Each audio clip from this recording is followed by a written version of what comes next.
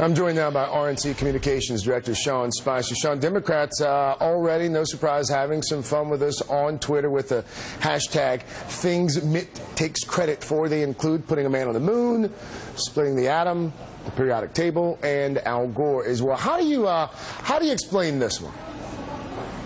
How do I explain it? Yeah. I think it's the governor. It's the Obama campaign likes to point to the comments that Governor Romney made back when the problems happened with the auto industry, where he laid out in an op-ed exactly what should happen, much of which did happen. In other words, he argued for a managed bankruptcy to allow them to shed assets that weren't valuable, to get back to their core mission and to put forward. That's pretty much what did happen. Sean, in terms of GM, if you look at it, Sean, they shed 1,100.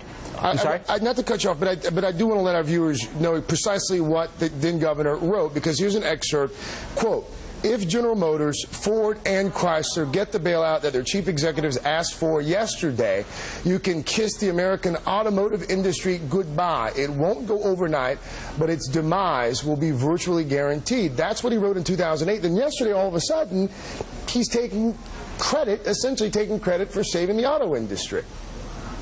No, he's saying that the policies that Obama instituted in terms of most of the auto bailout dealt with what was essentially a managed bankruptcy. They went and shuttered 1,100 dealerships, got back to their core mission with respect to GM at least, and allowed them to become profitable again. I think the model that he set forth is the model that was followed. So not pandering here to voters in Michigan and Ohio. Well, I'm not sure how it's. I mean, he was asked a question. He talked about what his plan was that he laid out. It's something that the Obama administration keeps pointing to in terms of the plan that he laid out. And yet, when you actually stop and say, what did he actually articulate, it's pretty consistent with what happened. While I have you here, let me ask you about Rick Santorum's endorsement of Mitt Romney yesterday. To call it lukewarm would probably be generous. He sent that email out at 11 o'clock last night. The actual endorsement doesn't come into the 13th paragraph. What can we make of that?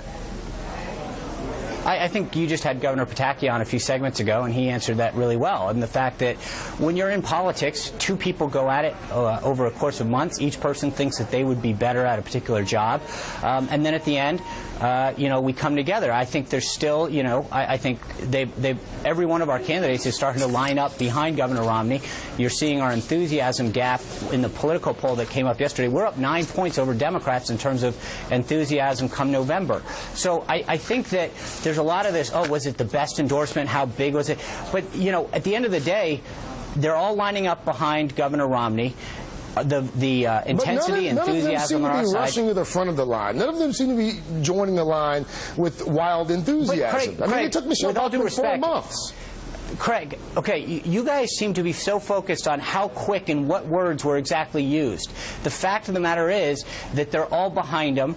They're all supporting him, and the polling is showing that everyone in the Republican Party is unified behind their nominee, getting ready to defeat Barack Obama in November. And I know that it frustrates you, but the facts are what they are. And I know, and sitting around and parsing it. I mean, in 2008, the vice president called the president some pretty bad things when they were campaigning against each other. The now Secretary of State said some pretty nasty things. The head of the DNC was Hillary Clinton's enforcer, and yet it all came together, and somehow when it happens on our side, it's an analysis of, well, this endorsement happened at this time and this word wasn't used properly. We are going to have to leave it right there. You and I both know we will, of course, pick it up a little bit later. Right. Thank you for your